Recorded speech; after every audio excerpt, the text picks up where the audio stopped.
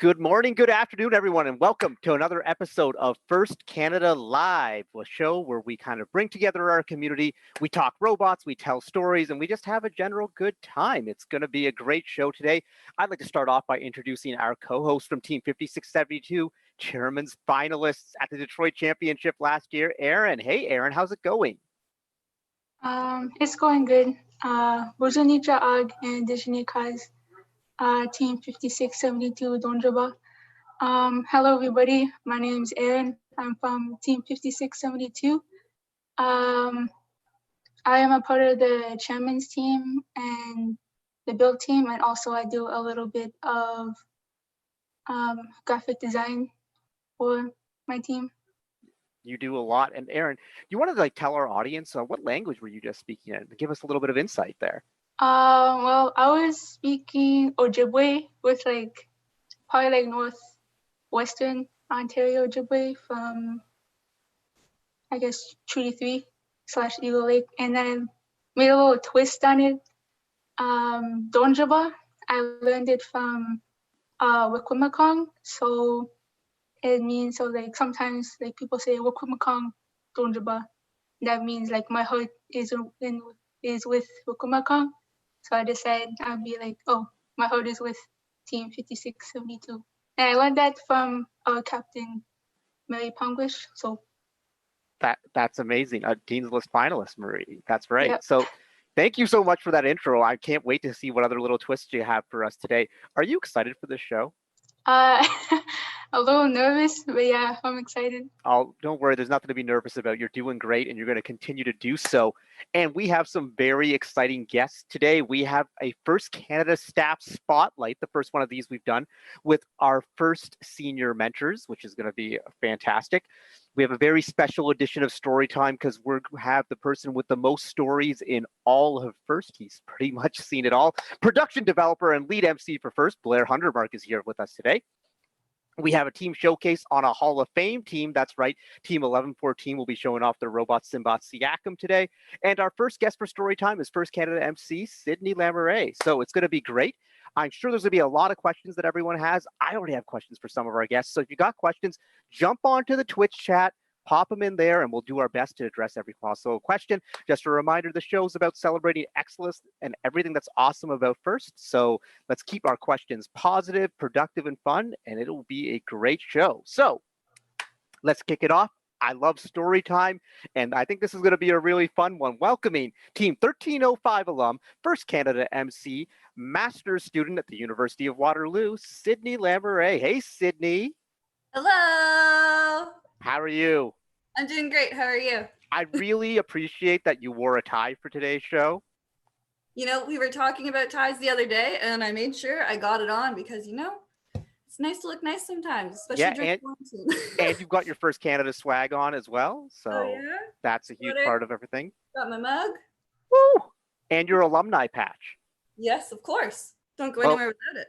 The alumni patch really ties into what we're going to talk about first, but your first journey, Sydney, I know where it's ended up, but where did it start and what was everything like in between? Well, my journey starts a little different than some of the people I know in First. I started out as a very low-income person, not a great family life at home, was really smart, always bored at school, loved playing with technology and stuff, but fell into a wrong group of kids. But I decided around grade 8 that I wanted to turn everything around. And that's when I met 1305 at an open house. And they invited me to come to championships with them. But I was grounded for 3 months, so I couldn't go. Long story. I was going to say, is this the story time that we can talk about right now? Or no, just keep going. That's why I just got grounded. But then when I was in grade 9, my friend Phil was talking to my friend Aaryn and I and invited us to come to a meeting, and that was for VEX. And I remember going to the first meeting and not understanding anything that was going on. It was a lot of we're going to put the DVD in the FLR and the MRC and Blu-ray. Firsters really love their abbreviations. Oh my goodness, it's so confusing. But it fascinated me. I love learning different languages, and so I was really excited to get into this culture. And so I completely turned everything that was going on in my life and just focused on going to robotics meetings all the time, which is great because I didn't have to go home at night. And the team really became my new family, and it was great to become part of something that was just so supportive and so much fun, and I was able to utilize all of my skills. I found on the team, I was the machinist, so I loved working in the machine shop. That was my favorite, and I go to help work on the robots at times, so I helped look over some of the AutoCAD, help with prototyping. When I found that everything was already getting done, I tried to inject myself into other things, come up with new tasks. So I made a rap about our robotics team, which I somehow was able to perform at the Waterloo Regional, which was and that went over swimmingly.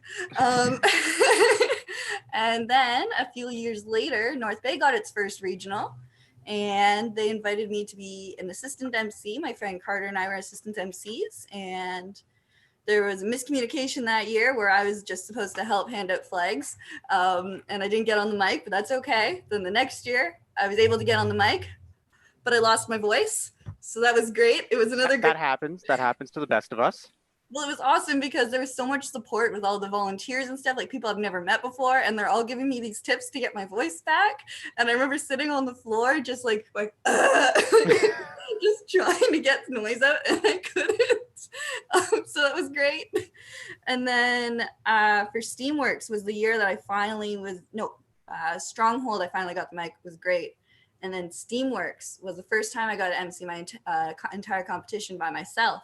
And 2 weeks beforehand, I developed a stutter and extreme tremors. So I had 2 weeks to figure out how to get over a stutter and tremors because I was not giving up MCing for a first robotics event, especially a steampunk themed one. Steampunk is like my favorite thing.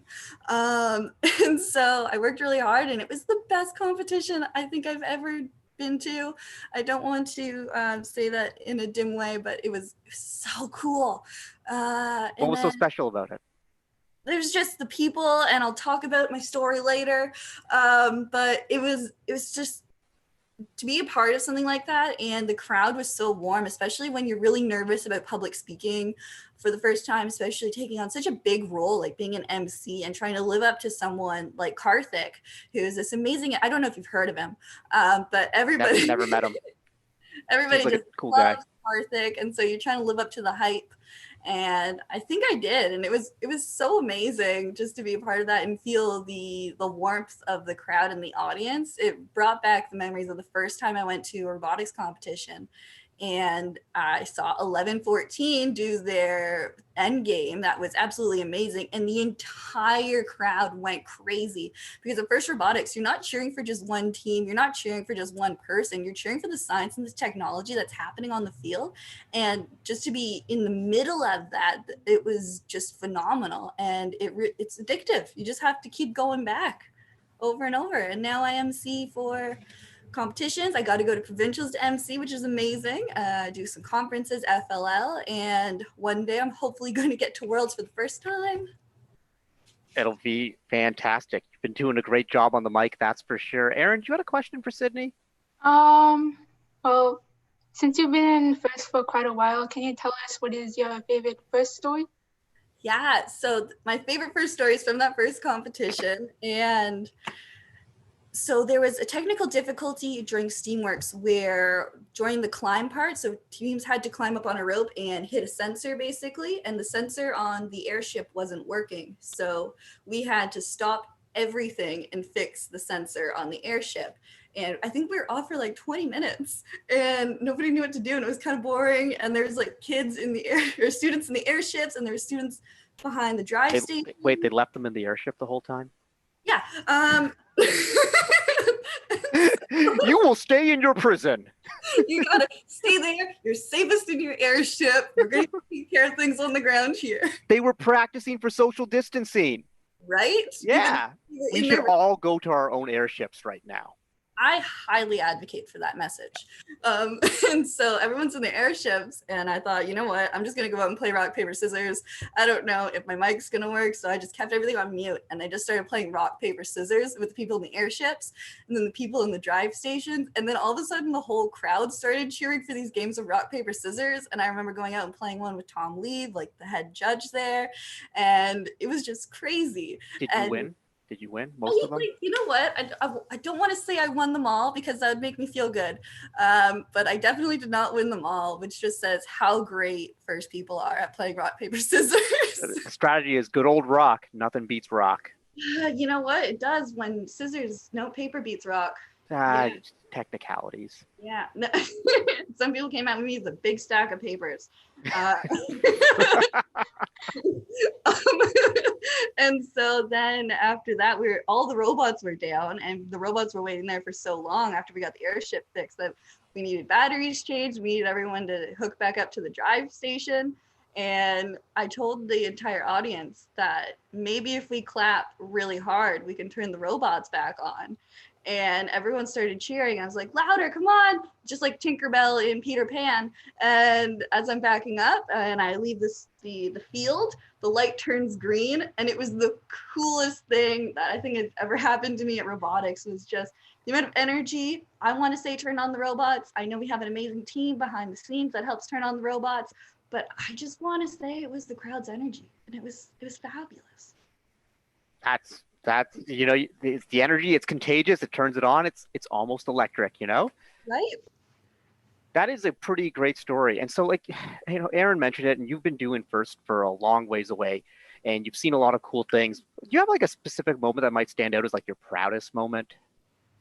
So there's a lot of moments I know that happened to me that I'm super proud of myself for, especially coming from where I came from. So like the year I lost my voice, the Hoyas gave me one of their hats. The first time a Cybernome let me wear one of their hats for an intro was great. I was given fan art last year, which was super fantastic. I have that hanging in my kitchen. If anyone has fan art of me, I send it. And then 1305 gave me a jacket last year, which made me feel like a big part of their team because being the poor kid on the team, I can never afford my own shirt or merchandise. And so being presented a jacket really made me feel at home. But the one moment that I felt the proudest of was when I was on the team and 4152 Hoyas were our rookies that year. And we had another rookie team too, but most of my team was focusing on helping them because their team was doing a little bit better, I think. And I just hung out with 4152. They were my Hoya boys at the time. Now it's not just boys on the team. I know they're my Hoya people. And their robot, I remember every time I was out on the field, I wanted to be a scouter. And scouting is the most noble duty a person on a team can do. Everyone do scouting. And I remember the first time the robot was on the field, it didn't move. And the second time, it didn't move. And then the third time, it moved a little. And then by the sixth match, it actually moved like 2 feet. And I was so proud of my Hoyas that I ran to their pit safely. I walked fast. And I just hugged them all. I'm like, this is so awesome. Your robot's moving. I'm so proud of you. And it's just great to be able to celebrate other teams. Like I was saying earlier, it's not just about your team. You really make these connections with other people, especially in the pit, and you just become so supportive of them and happy about their success. Yeah, it's a really unique thing about our program, just the amount of energy that people will display for other teams. And it's not just about their own team. And it's really what I find neat is, when people come into the program for the first time, they are coming in with that other mentality. It's like, I'm here for my team, this is what I want. But you become so invested. And like, I think the alliance system really creates some of that because you're always working with different teams. So you realize there's shared goals here. But it's so much, and it's a really important thing to understand is that First focuses on win-win situations as opposed to these zero-sum games. And if you think about everything that's going on in the world right now, we've talked about it a bunch on the show before, but we'll mention it again. Right now, to solve the problems we're having, we need to focus more on win-win situations. And we're only as strong as our weakest link in society. And so we have to support each other, just like in the same way where we have to like absolutely support every delivery person and janitor or person working the cash right now. Like everyone is part of this together. And like, you can't just be a jerk at this point because we all need each other. It's those win-wins. It's not about I take stuff and everyone else can't have them. That's just not how this works. So And it's even kind of cool seeing that the microcosm of FIRST really applies everywhere we go. Yeah, and it's cool because it doesn't even affect, because I know the alliance situation for me, never having been on the drive team before, or the pit crew, you don't get to see all of that having to work together in the pits part.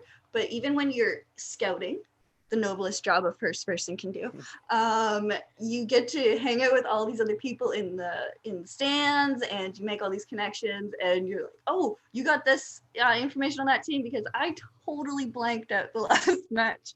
What did the robot do?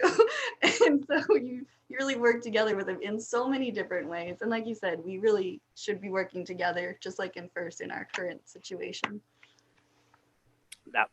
Absolutely right there. Hey, Aaryn, what do you think of all this? You got another question for Sydney? Well, I like scouting too. Yeah, I was like planning on doing scouting. Like I did scouting for the first time at the Georgian College event, and I was like so hyped to go to the other events and do scouting. But can you tell us what you did for school after high school? Yeah, so after high school, I went to Nipissing University, and I did a Bachelor of Science honors specialization in psychology, and I pursued minors in biology, philosophy, and history, and I got my neuroscience certificate. So I just like to tell people I just did neuroscience. It's nice blanket, covers it all. And then I'm now doing my master's at the University of Waterloo in digital experience innovation, which is great. We're almost done. We're getting into our final projects with these companies, and then we'll be on the job market. So tell us more about digital experience innovation. What exactly does that entail? So it entails a lot.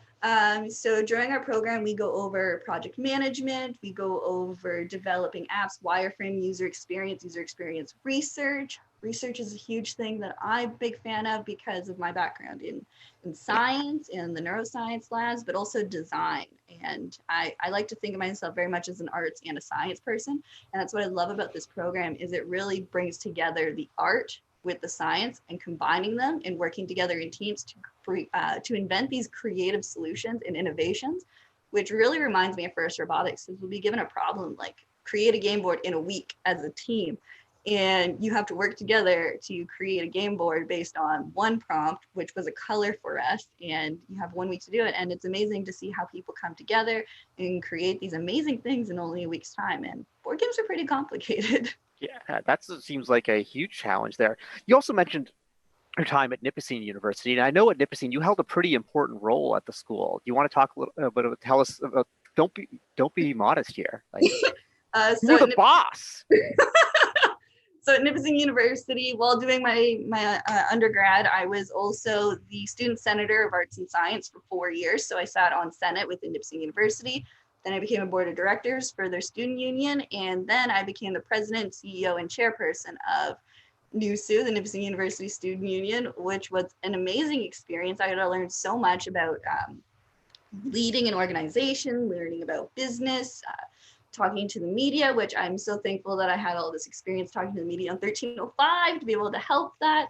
There's so many things from my team experience that really helps with a C-level executive role that I couldn't even imagine. So like how to work with teams, how to solve conflict, how to talk to the media, how to make presentations, how to act during presentations, which is a huge thing. And I'm just so thankful. So having done student government and having done FIRST, is there any part of you, Sydney, that in the future might consider actual government? You know, there was a time last year, no, was it last year? I think it was last year when everyone was running for council in North Bay. And I remember reading some of the things that were going on. I'm like, this doesn't even make any sense. They're talking about why women don't run for things. And I was like, that stuff's incorrect. And because women don't want to be in a room with loud men. I'm like, no, that's not it. Women go for roles when they know that they can do like 100% of the job or 90% of the job. And that's because they want to not just do it better than the person before them, they want to do the job right.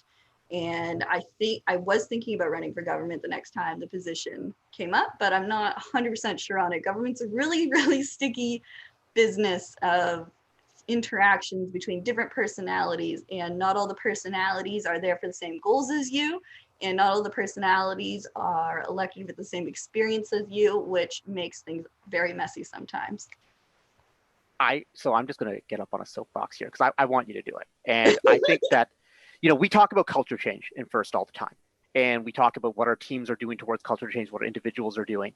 And what better way would there be for us to change culture if that, not just you, but like down the road, we have so many First alumni who are doing cool things. We hear about all their stories. That's what's been happening on First Canada Live. We hear about our alumni who are starting their own businesses, working for crazy robotics firms. But what if we got, and we've heard about so many who are becoming teachers, which is like super important as well.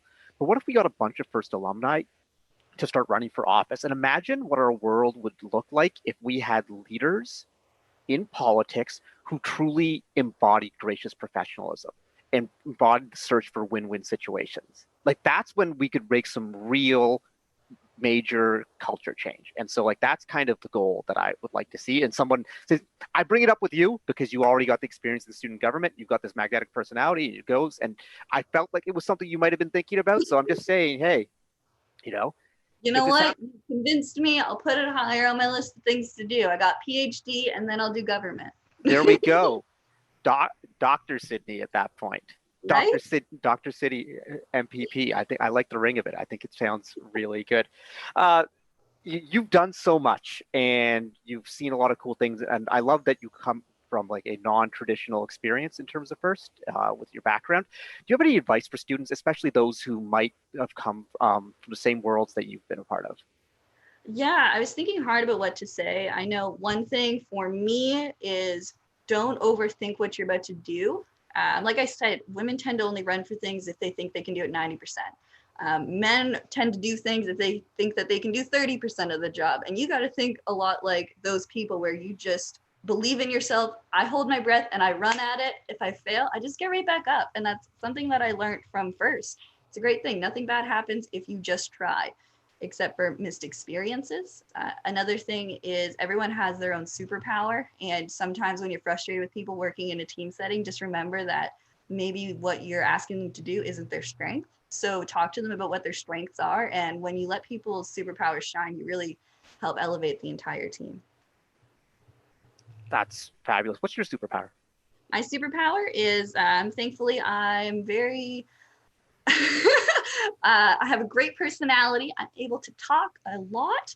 I'm really organized. I like to see things from different angles. And for me, I'm narcoleptic, which means I'm very, very tired. So I'm really great at problem solving really, really fast while I'm awake. That is an interesting positive of narcolepsy right there. So. I think Aaryn's got another question for you. Can you tell us about who has inspired you the most? Yeah, so there's so many people that have inspired me. I know growing up, it was hard because I didn't have anybody that I saw like me doing things that I wanted to do. So I looked at myself for inspiration. But then when I became an MC, I saw so much inspiration around me within the teams, and especially FLL teams. MCing FLL teams, I walk around and I see their projects and my mind is blown, and I just get so inspired that I want to grow up to be just like them. They're the coolest people I think I've ever met. No offense to FRC people. You guys are fabulous and I love you all so much, but have you seen an FLL competition? Well, all I have to say is, Sydney, wait till you try an FLL junior competition. I know. I saw them last year at provincials or showcases. Yeah. It was so cool. They were just the best. It was like, I remember like coming to the high five line, and like one of the kids, like I go to like, they give him a high five. He's like, nah, we do grip. And like he pulls me in this little tight. It was like, oh, I just want to adopt you. You are the best. Oh my God, that's so cute. Yeah. All right. We have a question from the chat. It's from Paul Keenan, senior mentor, who's going to be on the show later, but most people know him as Swaggy P. Yeah, he would like to know. Yep. He says, have you developed some apps? What was an app you were most proud of?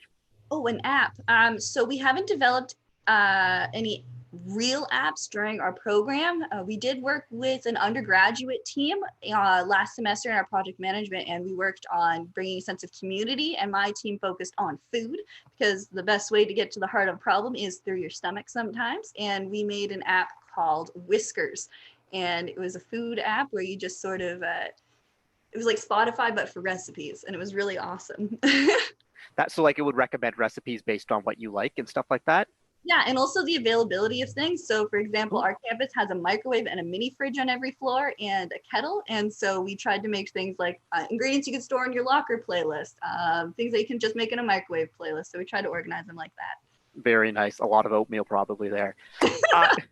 We are coming down towards the end here, but we do have a little bit of time left. I was wondering, we're going to switch things up a little bit. Do you have a question possibly for Aaryn? Yeah, Aaryn, first, I want to say my condolences to your team. I know you lost a mentor this year, and I'm very sorry to hear that. But I was wondering, because you're on the chairman's team, what's some amazing things that your team's been doing this year that no one's got to see? I have to think about that. There's a dog. Oh yeah, that's my dog. So this year, we were thinking about, sadly, like due to the COVID-19, our school was sending 3 athletes to the Special Olympics. So that was nice. And I was like so hyped to like do the fundraising. And then I think we're gonna do like a painting. We did like a Bob Marley painting last time, so so it was nice, and that was very nice. Another initiative we did was make pronoun buttons. I did a she, her pronoun buttons, and then they, them, then he, him.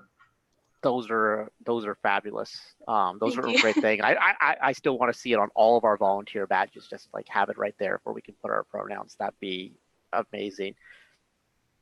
All right, Sydney, got a little bit of time left, so I want to ask a question right now. You seem to always have a way of like maintaining positive energy and all that sort of good stuff.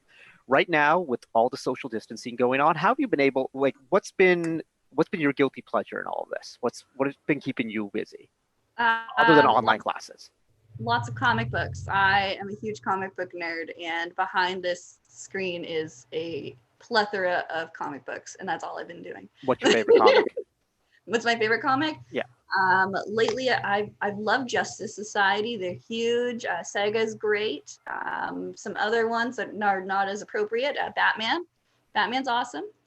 I've seen you rock the Batman shirt at events. Yeah. Gotta love Batman. All right, so if we're talking comics right now, we might as well just go into your favorite character in the Marvel Cinematic Universe. Oh my goodness, you're making me switch from DC to Marvel right now. Hulk is great. Hulk's actually my favorite. Hulk is amazing. I've loved Hulk since I was a kid. Yeah, one of my plants is named Bruce Planter right now because he was in a flower pot and he just busted out of it. Yeah. You wouldn't like me when I'm angry. No. Hey, Sydney, thank you so much for coming on. This was great. Really bummed out that I didn't get to see you do an event this year. I know we had you planned for York and for North Bay and back at Provincials again. It was going to be a blast, but there's going to be plenty of events in the future. So keep that positive energy going. Keep doing everything you're doing in your community. And if you run for office, I guarantee you, we will find you so many firsters to volunteer for your campaign. We'll put posters up, we'll tweet, we'll post on Instagram. Aaryn will come up with something in Ojibwe for you. So we'll be multilingual. This is going to be absolutely. We've got to represent all our communities here. That's the Canadian way. So, and that's the first way. Thank you, Sydney, for being on.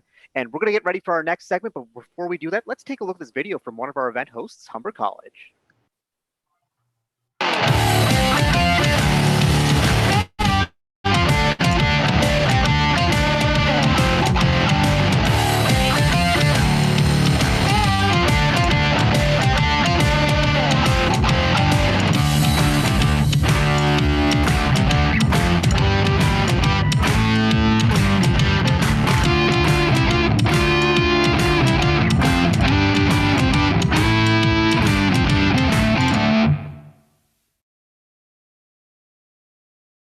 Okay, we're back, and we've got a really fun segment coming up right now. This is going to be our first Canada Staff Spotlight, and today we're bringing on all the first senior mentors for Ontario. So we've got Paul, Sarah, Melissa, Heather, and Sherry Lynn. Hello, everyone. How's it going? Hi, everyone. Hello, it's going great. All right, Hi. let's go around the horn and have each senior mentor introduce themselves, tell us a little bit about what their background in first and what they do now as a first senior mentor. So we're going to start it off with Swaggy P, Paul Keenan.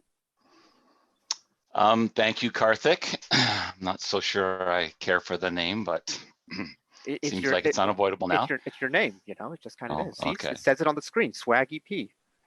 I see that. I've changed it a couple of times. Somehow it keeps getting changed back. Ah, crazy, weird. I know. I'm wearing my Toronto Maple Leaf sweater today because I don't know if you know this, but Mr. Bredner is the biggest Leaf fan in Ontario.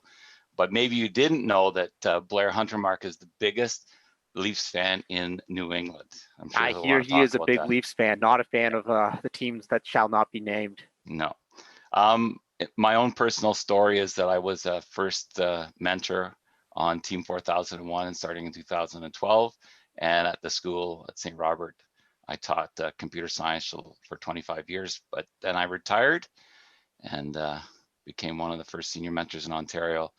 And one of the things that I do a lot is I work with rookie teams to help them get a Argosy or new team growth grant, as it's called now, from headquarters. So we've been very successful with that. I'm very proud of the rookie teams that we've had over the last 5 years that I've been involved. That's amazing. That grant rating process is so important. So really glad that the teams have someone that they can reach out to. And towards the end of the segment, we'll make sure that we get contact information for our first senior mentors. And if you're interested in applying for a grant, well, hey, you might as well start working on it now. Swaggy P will help you out. That's right. I'd next like to introduce another first senior mentor from Ontario, also a Woody Flowers Finalist Award winner, Sarah Sills. Okay, hi. You may recognize me more as a SWAT 771 mentor because that's where I started in 2008. And I mentored that team for about 10 years, and Dorothy Byers was the original founder of that team, so she mentored me. And on that team, we pretty much say that the team actually ends up building you. So I felt like I turned into this first person after my 10 years there. And PS, by the way, I have fully enjoyed First Canada Live, and seeing some of the team leaders and what they've accomplished has been really inspirational for me to watch what they've done. So thanks for sharing those stories. I retired in about 2018. I took a year kind of off where I volunteered at events. So I was up at North Bay, which was super fun. And then this year I signed on as a first senior mentor.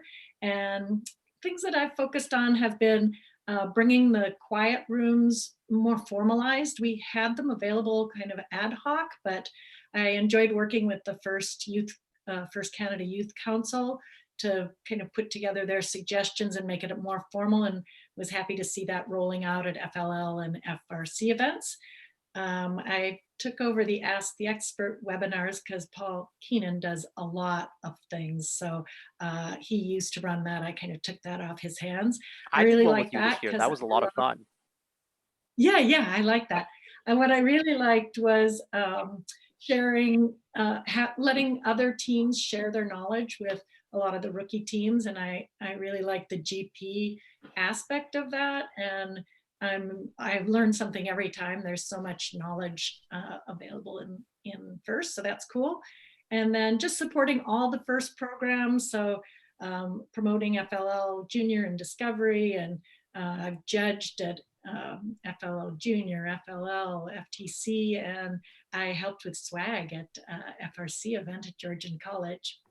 And then last, which we all do, is supporting the First staff. So if Kim needs support with sponsors, or Artie needs help at events, or our program delivery partners need support, that with any level, we help them out. And just a shout out to our leader, Mark Bredner. I think we'd all do anything for him. He's really built this great Canadian community.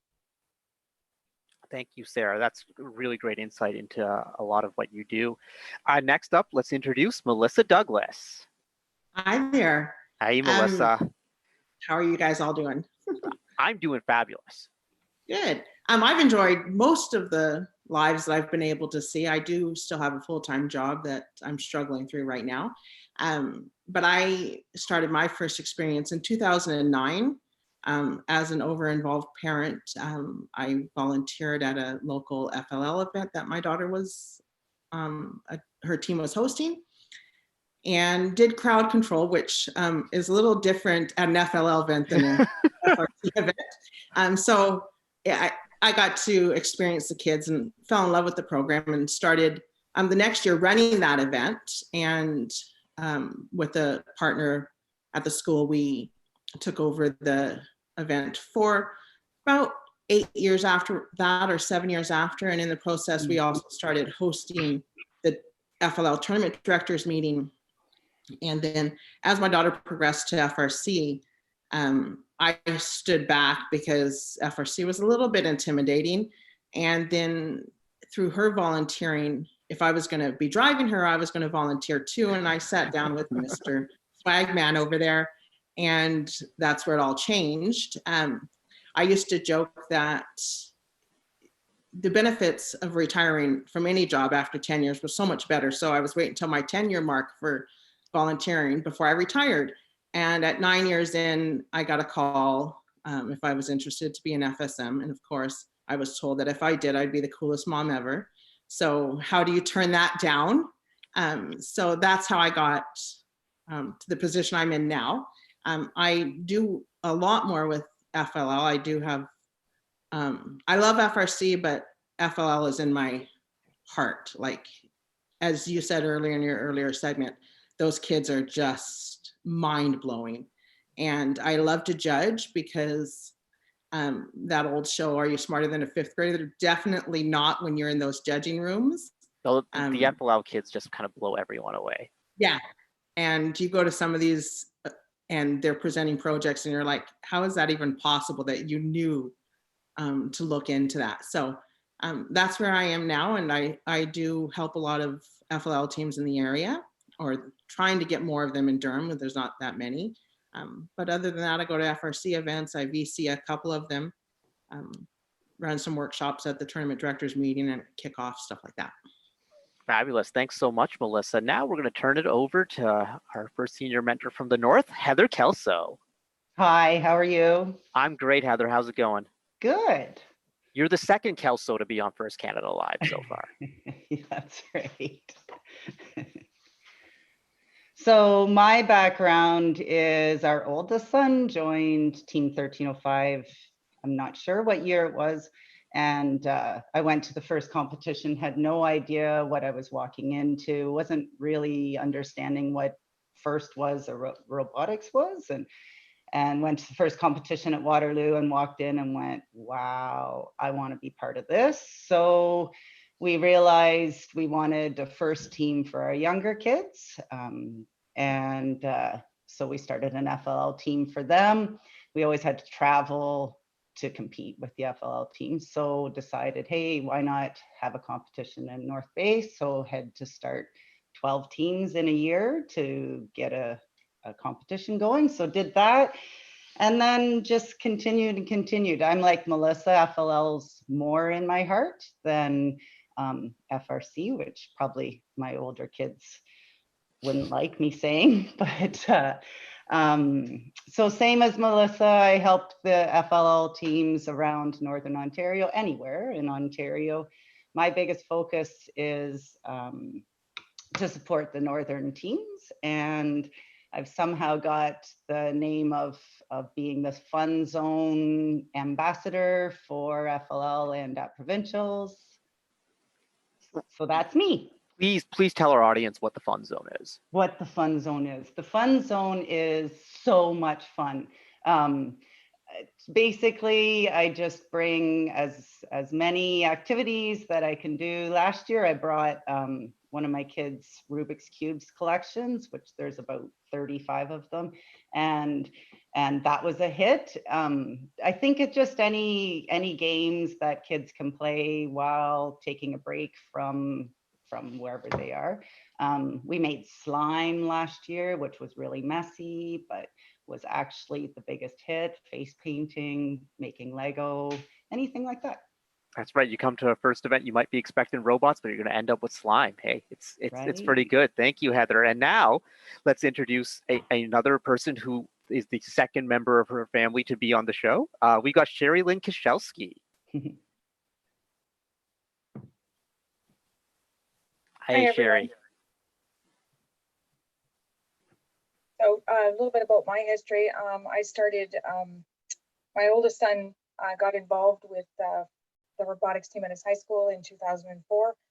And we just went to different events and said, oh, this is like a great program and stuff. And the younger kids got involved at a very young age, not really with FLO because there wasn't any in the area, but they got involved with the high school team and eventually all ended up on the team and have all gone through the program over the years. And I support all of the programs. I coach actually all of the programs. I have teams in junior FL, FTC and FRC.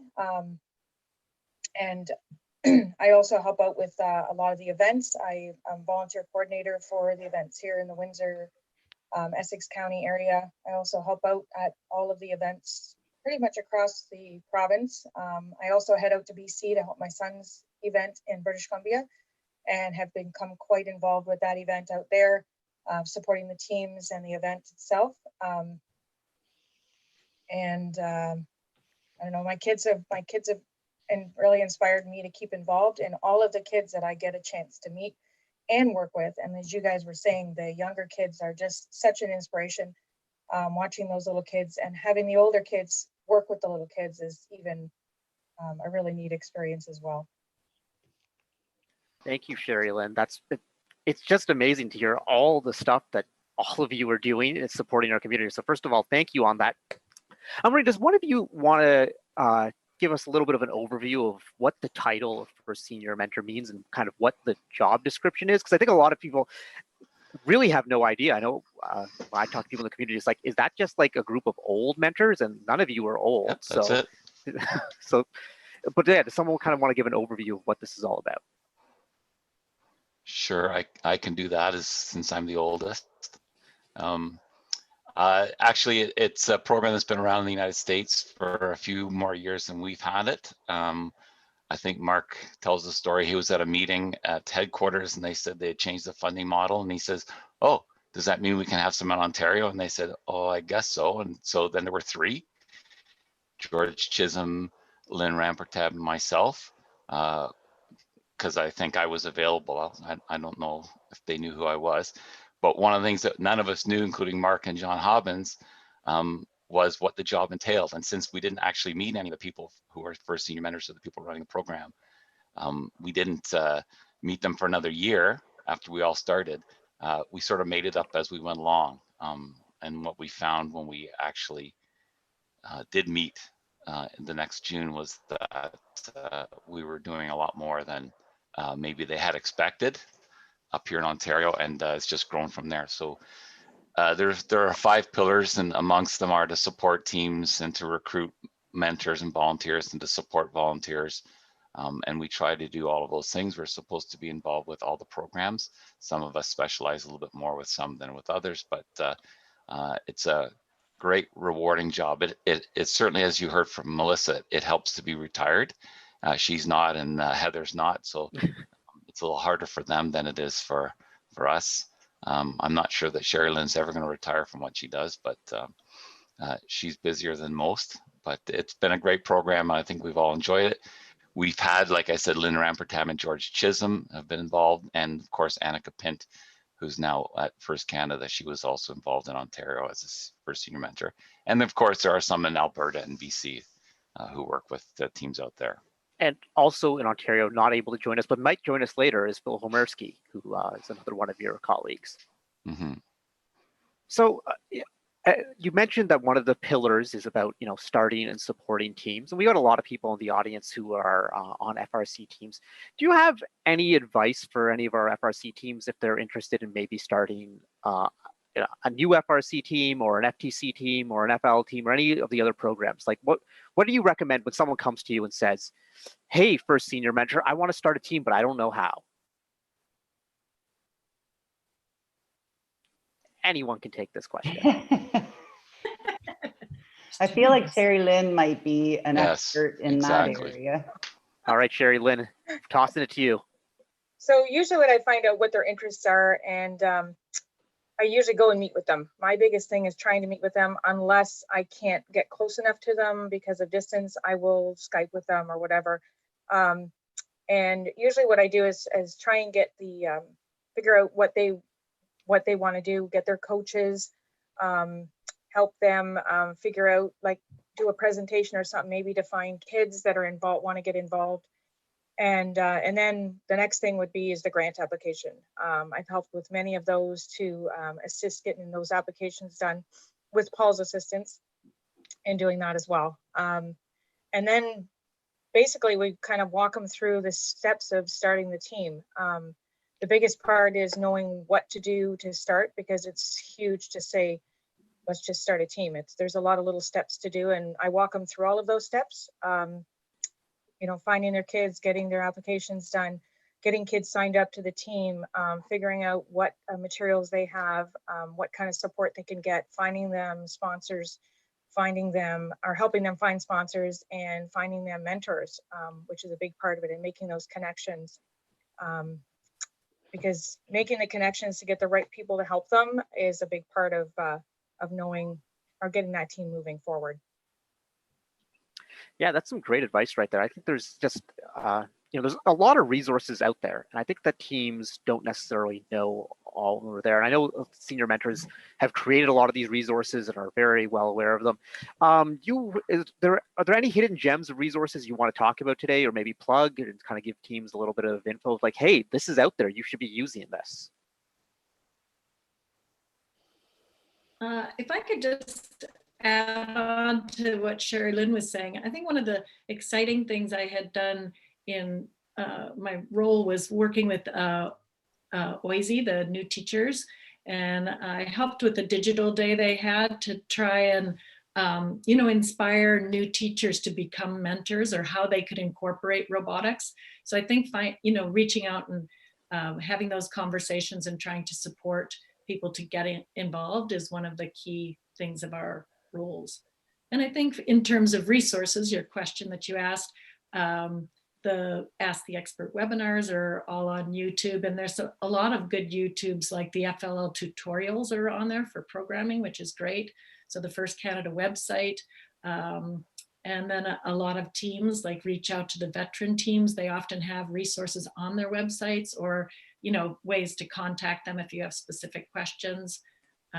So I think those are a few of the key things I can think of. All right, and I think Aaryn has a question for all of you. So as a society, we never really stop growing. You probably heard this question before, but what do you want to be when you grow up?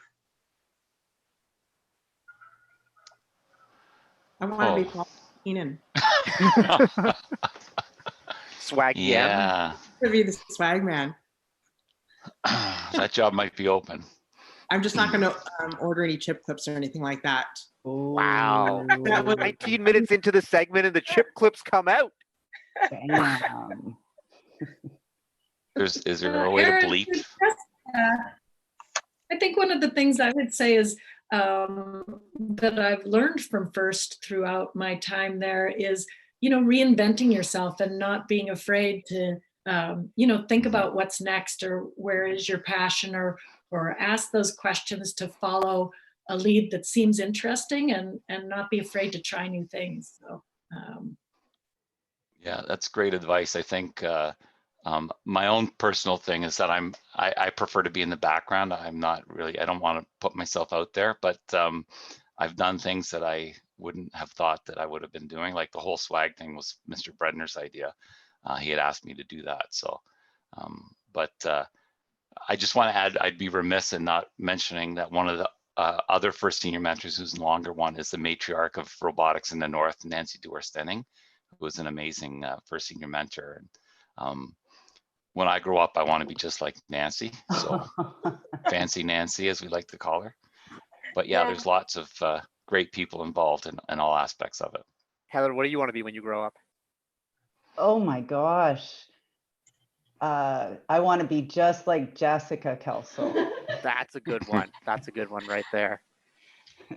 Sherry Lynn? I don't really want to grow up. I just want to stay a big kid like I am now.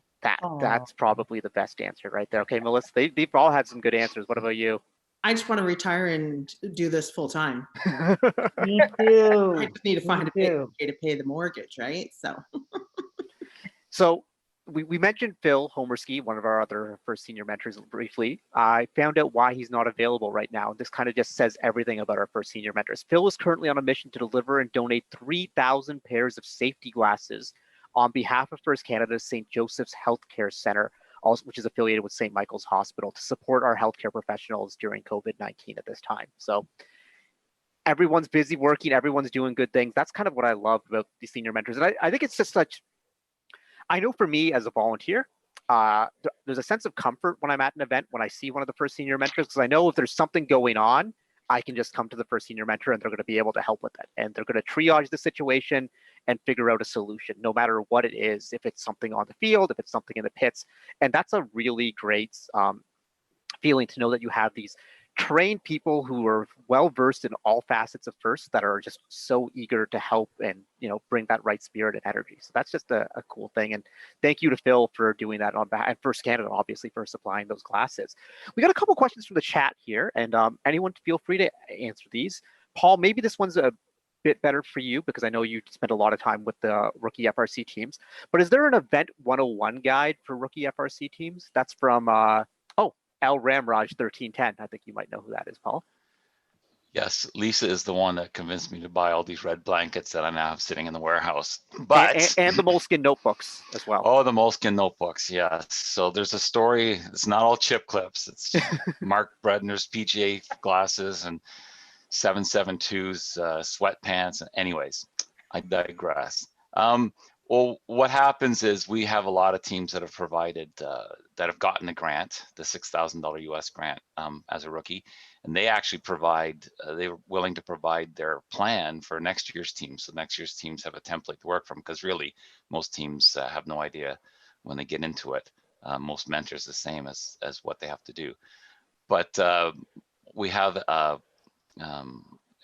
Google Drive, rookie Google Drive that we provide access to for the teams, and it's got a lot of information in there that because it's overwhelming, I tend to send out just in time for them, like stuff about pits and stuff about batteries and stuff about the kit of parts and stuff about once upon a time the robot lockup form and so on. So we do have things that to provide teams with so that they can stay on top of things, because as most people would say, the information that comes out from first headquarters is it's overwhelming. There's so much of it that comes out. It can be drinking from the fire hose. Wade through, yeah. So we try to do that as well. That's a big part of the job. That really appreciate all of that. Another question we have, and this is for each one of you, but this is from Namira, one of our youth council members, and she wants to know if each of you could give a quick piece of advice for the students who are watching the broadcast. We can start with Sherry Lynn. I don't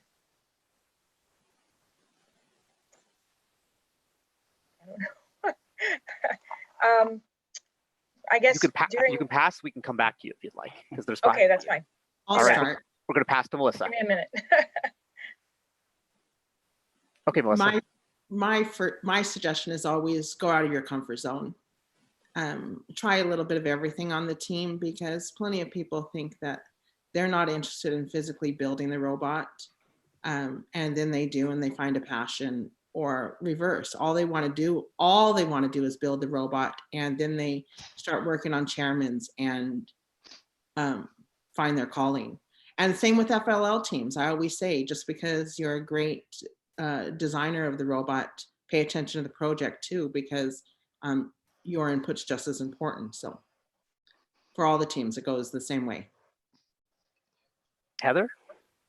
I think my biggest advice would be to either reach out to other teams or reach out through us, the senior mentors, and then we'll connect you with other teams or other experts. Even if you're not having a problem, if you just need anything, we can be your middleman and your connection to kind of more experts. That's a great piece of advice. And like I said, the first senior mentors, they kind of know everyone. So they might not necessarily have the answer to your question, but they definitely will be able to find someone who can. And that's such an important resource in this community. Swaggy P? Mine is to volunteer. It's great that your team mentors know you're a good kid or a bright kid or a hardworking kid or all of the above, but Mark Breitner should know that, and John Hobbins should know that, and Karthik should know that, and the senior mentors should know that, because there are opportunities that come up that you might be perfect for, but if the only person that knows about you is your mentors, you might miss out on those great opportunities. Yeah, that's a really good point, because so many first students have gotten opportunities like internships just for the contacts they built by volunteering. And it's one of those things that, these jobs aren't necessarily going to find you. You have to do some work to find them. But an easy and fun way to do it is to volunteer and come out and meet the great people that we have at these events. People like Sarah Sills, who's going to give you her piece of advice. I would just say, you can learn something from everyone you meet. So try and ask those questions to see what you can learn from that person. That's another good one, like we're trying to do right now. And Sherry Lynn, back to you. Are you ready? Yep. For on your teams or any of the connections that you make throughout other members of other teams, always make sure that those team members are connected to their team, whether it be your team or another team, and that they're enjoying what they're doing, so that they can, like someone else mentioned, trying different parts. I think Melissa, different parts of the team in different areas. Sometimes they may not feel like they're connecting and they're not really sure what to do about it, but reach out there and help them make that connection so that they stick with FIRST and find what is their passion in the program. That's a really great advice. Thank you so much to our first senior mentors for coming on the show. I've got a tiny bit of time here. Any final words from any of you? Or maybe Aaryn, do you have a question for our senior mentors?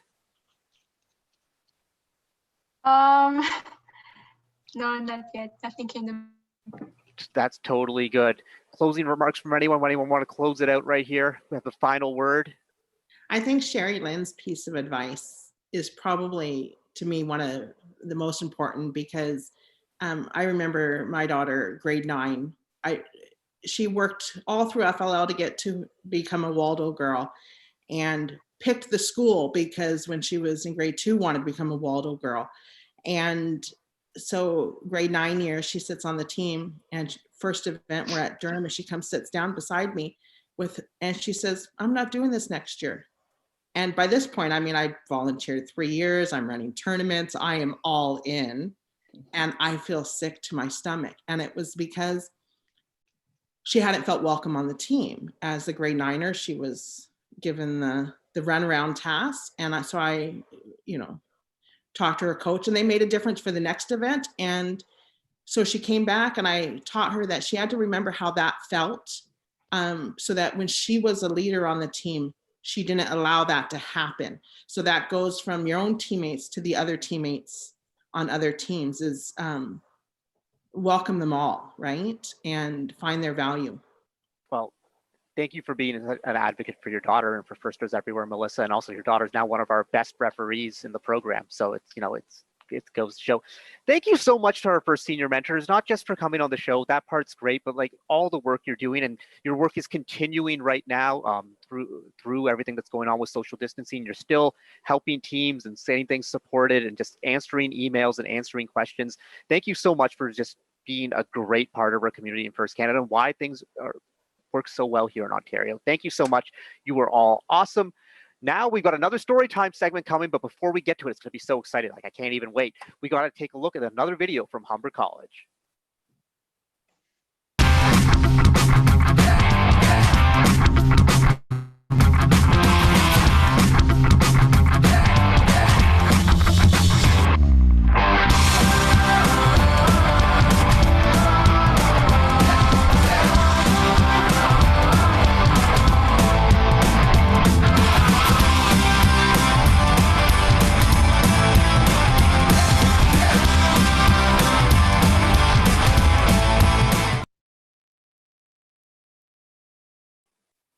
And we are back for now. Aaryn, are you excited for this next segment? Yep. This is going to be a good one. Introducing the production developer, lead MC for First, been to Einstein more than anyone, and has seen every great robot moment in First history up close and impersonal. The legendary, everything's great about this guy except his choice in sports teams. Hey, hello to Blair Hundertmark. Hey, Karthik. Hi, Aaryn. Blair, what kind of hat do you have on there right now? Can you see that? That's my Nipissing toque. Nice, nicely done. Representing. And I got some Swaggy P merch here from Canada. Totally representing right there, Blair. Oh, So yeah. thank you for coming on the show. Most of our audience will recognize you from Kickoff. They'll recognize you from Einstein. They'll recognize you from every other broadcast that it seems to be out there. Were you at the Hoover Dam? Were you there for that one? No, not for okay. the broadcast, but I was there about 2 weeks ago. Oh, very nice. Why not? So Blair, tell us a little bit about your first journey. Like, how did you get involved in this program? And, and what do you do now for our audience? What do I do for fun? What do I do for I do a lot. Not enough. I got started way back when, Karthik, 1998. That's when I started, and that's when Mark Bredner started as well. That's right. And so how it began was first started by Dean, but it was only run by his employees. And the staff at first was about 5 or 6 people. And my best friend was Dean's right-hand guy at DECA. Benji? Charlie. Charlie, okay. Yeah, this was way back. This is before. Yeah, Benji was there, but Benji wasn't his right-hand guy. So Charlie basically was running the company while Dean was out making deals. But the DECA employees had so much fun doing First, they weren't spending enough time at DECA. So Charlie's said, First has to grow, Blair. We got to get more people. So I came in to audition to be a game announcer because my background is in theater. So I'm a performance guy. So I sat down, I got a tour of DECA in the First office. And they sent me home with some tapes from the championship of the prior year with no information about the robots at all. It said, yeah, look at these, come back in and we'll turn the volume down and just have you do play-by-play. So I did that a few days later, and it was ridiculous because you knew nothing about the teams. You just see saw team numbers. So I got the job. And then in those days, Woody was the only MC. Woody was the original MC, and I was the game announcer. And we only did one event per weekend. And we would do Michigan, Florida, and then Houston. Houston. And then it just grew. And then eventually we we wanted to get Woody out of the MC role to use him sort of more as, to lift him to be the, advisor that he is. And so I sort of moved into the MC role, and now part of my job is recruiting and training MCs and game announcers and making sure we try to keep the quality up. And then I'm also involved in a lot of the creative side of First. I write the kickoff and produce that. I do a whole bunch of videos for First. I did a video in Wikwemikong. I did the 5672 video. Aaryn, I've been to your town.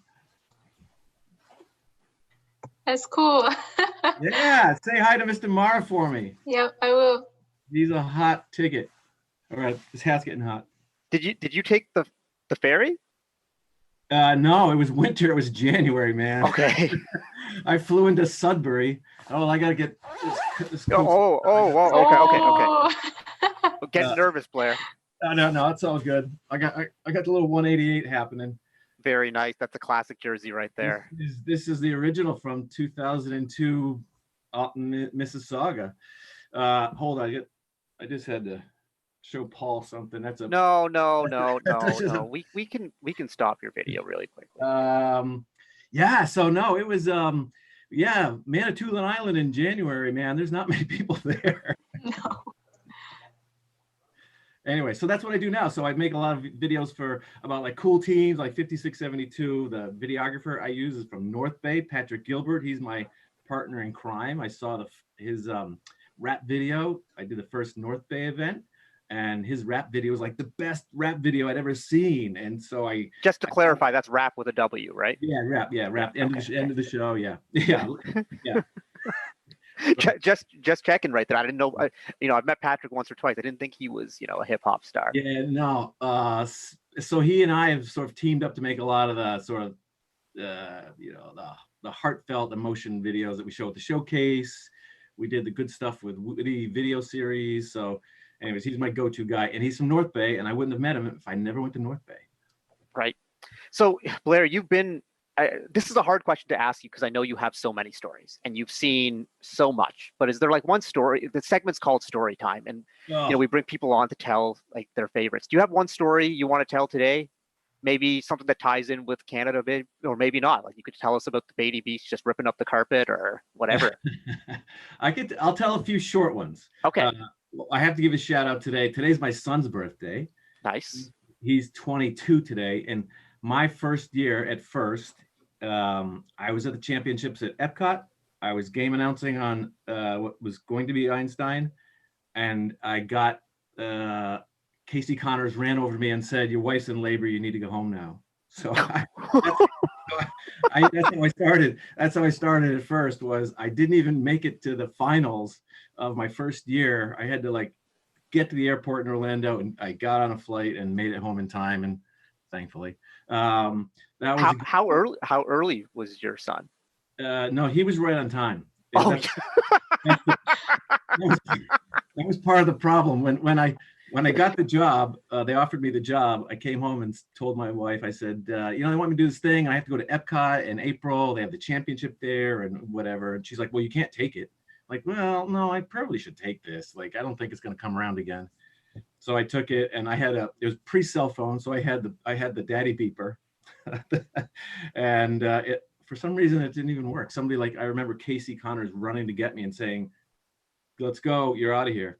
And one of the FTA took over the microphone, and a month later when I saw him, he said, "That is the most frightening thing I've ever done in my life. Like I'll do anything at a First event, but game announce, like, that was scary." So that was a good one. Favorite entrance is probably, it's Canada, so I'll tie this into Canada. I slid out of a Zamboni at the Boston Regional in 2005 or six. Yeah, which was just a lot of fun. And backstory of that one is not as pretty. I had like food poisoning that morning. And so I was in the event office, and that's a locker room in an arena at the Agganis Arena. And it was they had just opened, and they were so eager to help their customers. So I had this idea, like sliding out of the Zamboni, the ice where they keep the ice shavings. And the guy says, "Yeah, we can do that." So we rigged this whole thing. We rehearsed it, had this great entrance. And I showed up in the morning, and it was just like throwing up in the event office. And Woody was there, and Woody's standing right outside. He's like, "Oh, no, like, Blair, I'll do opening ceremonies. Like, I'll go on for you." I'm like, no, I've got this entrance. I've got this entrance. So, yeah, it was, I don't know if you've ever ridden inside of a Zamboni where they keep the ice shavings. I have not. It's really dark. And it's just a metal coffin. And, I could hear the thunderstruck, in the arena. And I'm just trying to tell myself, like, don't throw up, man. That reminds me of the time I was at Chezzy Champs, the event that 254 runs. And they had this idea that I was going to hop in a road case, and their t-shirt cannon robot was going to drag the road case around the field, and I was going to pop out of it to surprise the audience, which seemed fine. And like, we rehearsed it and we seemed fine. But I don't remember who was driving it. I think it was probably EJ.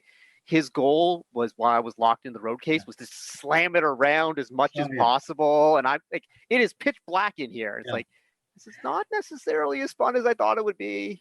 Yeah, I know. It all sounds like a great plan. And then you're inside like this hot, like, confined space, and somebody else controls your exit. Like, this is not. Yeah. So those are the stories? Do you have any other stories? Well, I got so many stories. You don't want to hear them all, man. All right. Well, hanging out with the astronauts was in the early days. NASA was the astronauts were all over us. So right. Well, and this is something that our audience, I don't think, really fully grasps. I remember my first championship event, yours as well, 1998, being a high school kid, and they start introducing the judges, and I was just like, like today, like, our judges are great. Don't get me wrong. But back then, the judges weren't just like, these were like the biggest names in STEM. It was CEOs of companies. It just like astronaut, senator, Yeah. astronaut. And I was just Yeah. like names that I'd read about growing up, you know, who'd been on the shuttle missions. Yeah, Steve Wozniak, the Super Soaker dude, and Lonnie Johnson, who invented the Super Soaker. It was just kind of mind blowing. Aaryn, you got a question for Blair? So what is your always like there's like a superhero entrance and then there's like a first entrance, like in like the superhero movies you have like the superhero like coming down landing on coal, but then you got like a first entrance. So maybe one day I'll get like you guys have a first entrance. But can you tell us your proudest moment in first? Oh, that's hard. Yeah, so proud to me is you know, so part of my job is like writing the shows and making the show entertaining. So I get a kick out of that success, like when that works. So for example, when I rewrote the Monty Python scene when we had the game a few years ago, of like, you know, I convinced Dean and Woody to storm the castle. Like when that worked, when the audience responds, or when I'm at kickoff and some of the jokes that I write land. Hey, there's a dude behind you. Is he on a robot team? When that's my brother. Oh, say hi. So when those land, that's really great. And when you get to Einstein and we get to the championships, you're both relieved and proud, like when the show goes the way you envisioned it. And there are so many years when it doesn't. When we have technical issues, or the robots aren't connecting on the field, or there's a hailstorm and a tornado coming through. And what happens if they happen at the same time with the tornado and the robots? And you're stuck in St. Louis for a long time. Yeah. Yeah. So those are what I like take most joy out of, like knowing that the creative part that I created, like worked and landed, and they don't always. You mentioned that you worked as a game announcer with Woody back in the day when Woody was an MC, and you know, our community, it was just a devastating loss losing Woody. And you know, having worked closely with Woody, is there something that you'd like to share maybe about what Woody was like when he was MCing and how he reacted to that whole experience? Yeah. So you know, Woody was Woody, so he was much the same, but he had this. He sort of had this lightness about him, you know. He's a little bit like you, Karthik, with he's sort of like so skinny that he floated, and he would just sort of float around the field. But he had this, you know, he just bowed to teams all the time. Like we all worshipped him, but he worshipped the teams. It was just interesting to see that flip, and that was just, it was all real.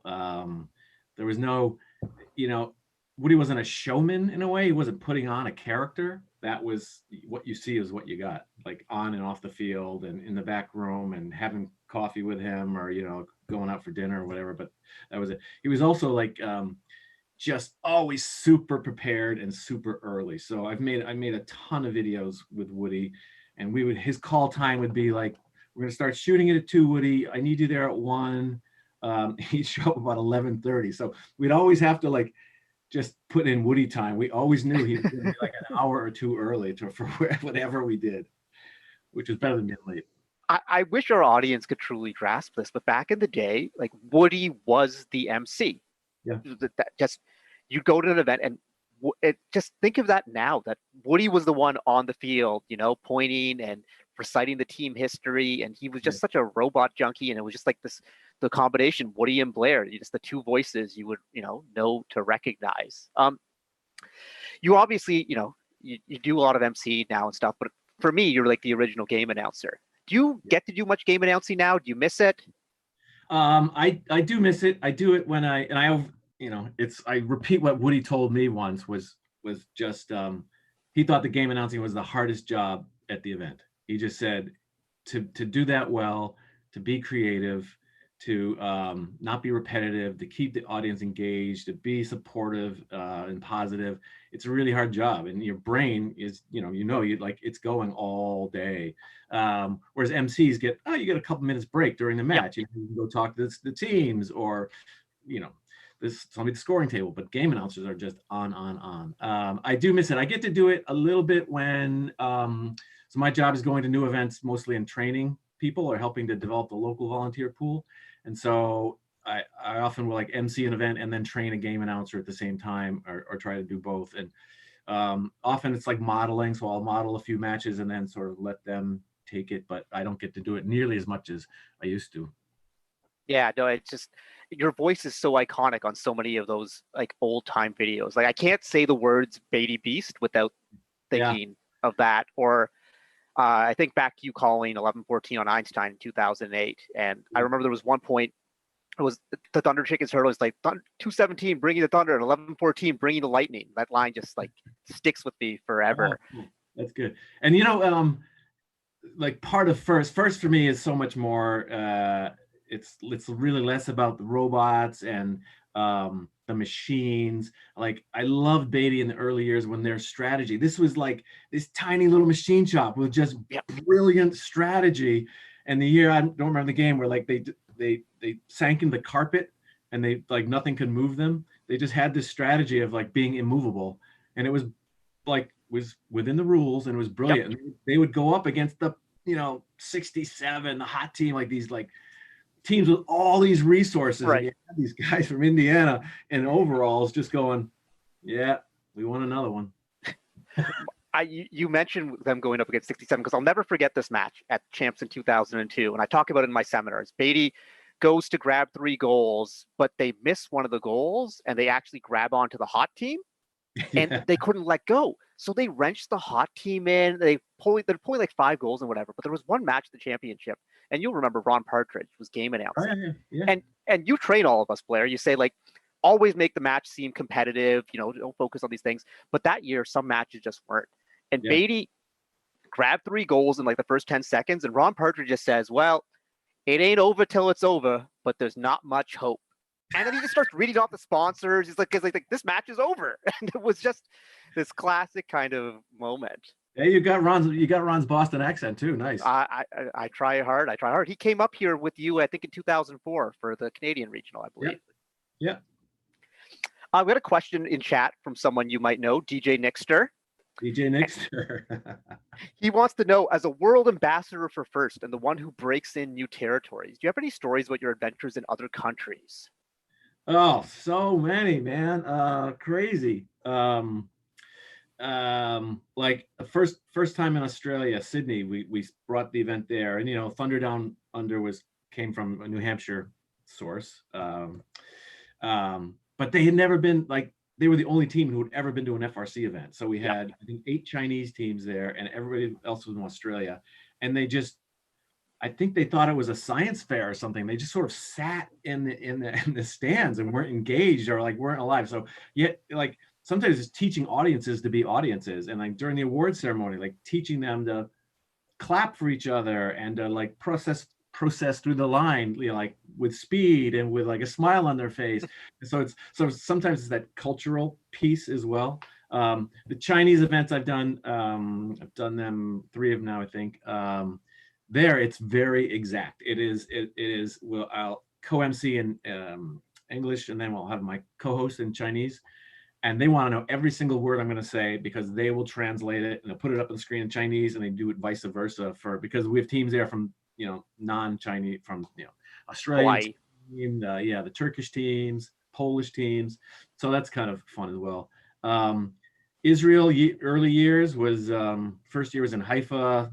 The arena was surrounded by, like fellas with machine guns, because we had 2,000 students, and they're really, really serious about their students. They that culture protects their students very closely. So the scoring table was filled with like guys with sidearms. So like all these guns at the scoring table.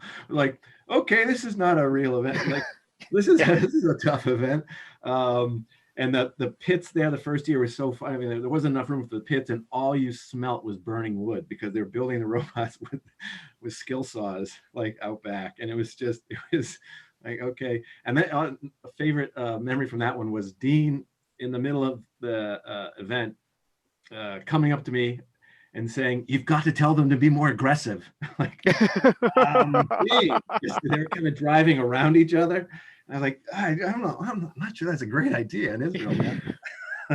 So, but it's, the passion, like that's part of the fun now of like Canada still gets the passion of like a big event. Mexico, China now a little bit is getting up there.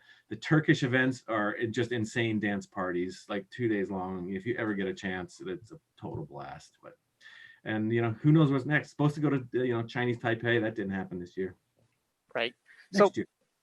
We had a question yesterday from chat, and I think you might be able to answer this one well. Is there's definitely differences when you're at a Canadian event to an American event, and you've done the most of both. Do you have, what are those differences that you see in terms of the first culture, or even just like little anecdotes of like how teams do little things differently? Well, there's a lot more hockey sticks on the robots in Canada than in the country I've been to. And one of the cool things, which, Mark and John, you guys do, which nobody else does this. I'll do a good and a bad. Is that the rookie plaque thing that happens right around after alliance selection. Like that's a really nice nod to rookie teams to welcome them in. And no other country was doing that. So that was cool. During alliance selection, reading off the sponsor names just trying to give all our sponsors the recognition they deserve for supporting our teams, Blair. Oh, I know, but there's just other ways to do it. Because it's always right before lunch. Everybody just wants to get to lunch, and we're hearing about Sally's Bake Shop and General Motors. And anyways, that's one of those. I will take the blame for that, because that was definitely something 11-14 started back in the day, and then it's like, oh, 11-14 is doing it, we might as well be doing it too. And now it's a good thing. Don't worry, some of our MCs up here cut it off really quickly. Well, you're right. The intention is right, which is great. Other fun things, and I think way back when, what I loved about the pre-district mode was, I remember when 188 had 22 at that event, and they from California. So this California team would travel, would bunk with like 188 students.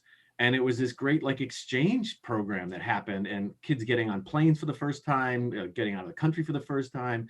And that part of FIRST, I think, is something I really love and really would love to hold on to and make that like continue to happen. It's got harder and harder with the district events because you get more plays, but you're playing with your friends most of the time. Right. So I always love that. I have great memories of that year one with just the California team like befriending the Canadians. And it was really cool. We got a question from chat. This person's name is Barthik. I'm not really sure, but wants to know, when is Karthik going to be allowed to kick the glass again?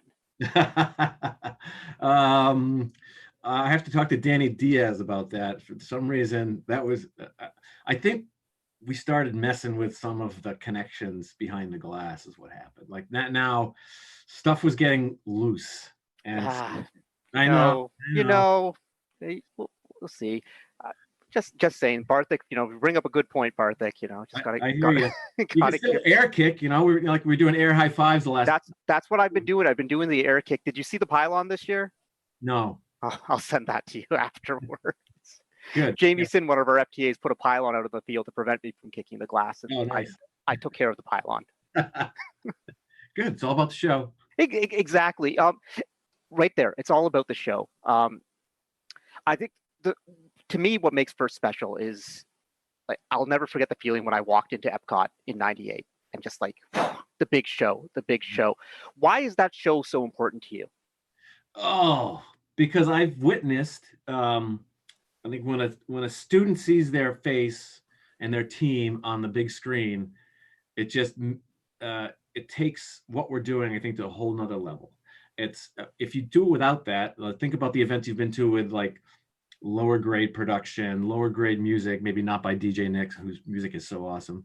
So a show has an arc, and it's what I try to tell the MCs and the game announcers, like, play the arc, like it has a beginning, a middle, and an end, and you're going to build to that end. You can't come out on top.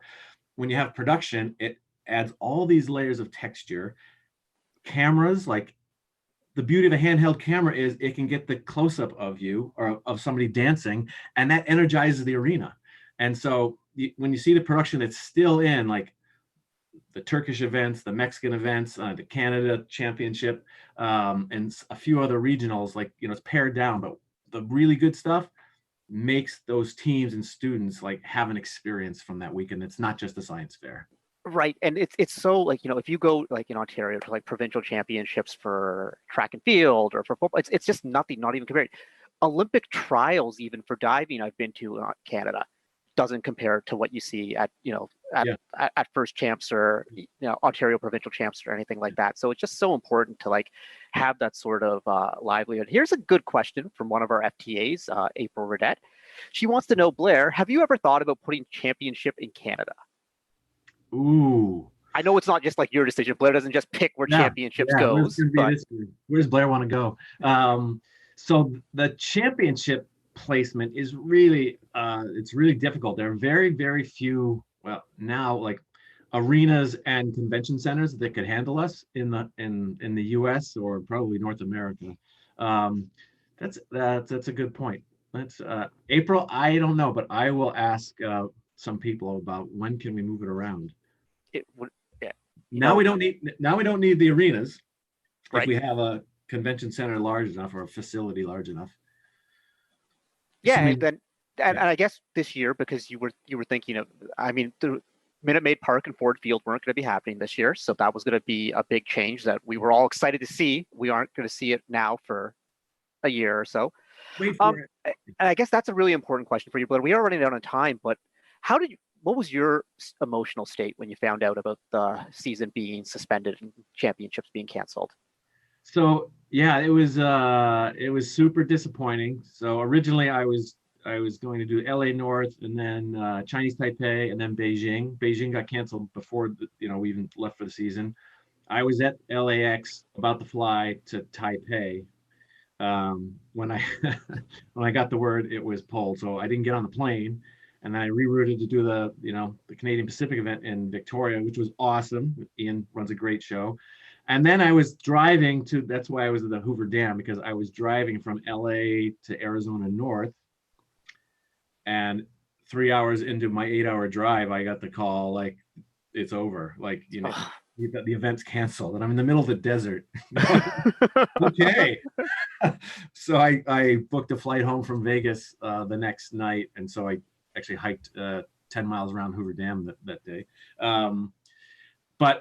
And then the next day we canceled the whole thing. So it really was, I think for a lot of us at First Headquarters, it still hasn't really sunk in. Like, we put so many months into planning for that championship, and to have it, just be canceled was really, really, really hard. And now just kind of regrouping for next year and thinking about, wow, we like miss a whole year of that.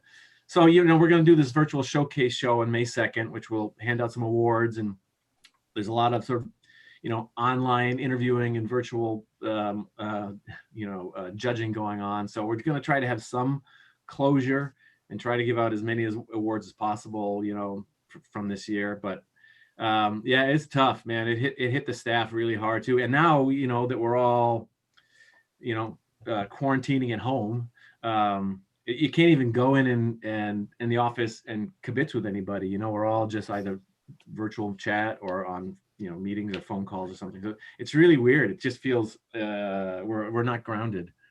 Yeah, it's been hard, but Blair, thank you so much for coming on the show and virtually connecting with our community up here in Canada.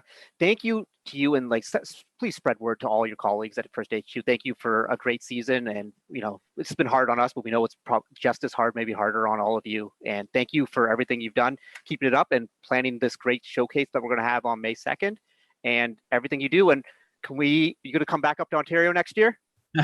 I hope so. Any chance I get, I'll go north of that border if they'll let me in. Hey, a big shout out. So thanks for inviting me. First Canada is a class act, man. You guys just show everybody the way it should be run. So thanks for the invitation. And it's fun to see so many friends, like from so many different places, from North Bay and, West and Toronto. So great to see all my Canadian pals and like connect. So yeah, stay safe, be well. All right, thank you, Blair. And that was a great segment. But before we got another great segment coming on, Hall of Fame team coming up next. But before we do that, let's take a look at this video from Schneider Electric. The world is full of people telling you who to believe they are. Well, we thought we'd tell you who we're not. Let's start here. We're not in shipping. We don't make lifts. Seriously, no lifts. We do this. We're good at this. And we make all of these. And even though you'll find us here and here, we don't make energy. We make you save it. And you'll be saving the environment too. Are we an internet company?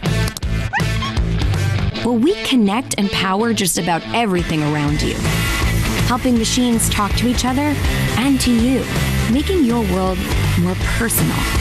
We're seeking out the big questions and answering them honestly. Like, how can we make the most of our energy and resources? Or can we make access to energy and digital basic human rights? We're real people, employees, developers, partners, investors, and inventors, all passionate about doing what's right. We're open. Humans of all sorts from all over, learning from each other and about each other. We're not here to save the world. It'll go on with or without us. We're here to help power and connect what you do every day, to ensure life is on everywhere, for everyone, at every moment.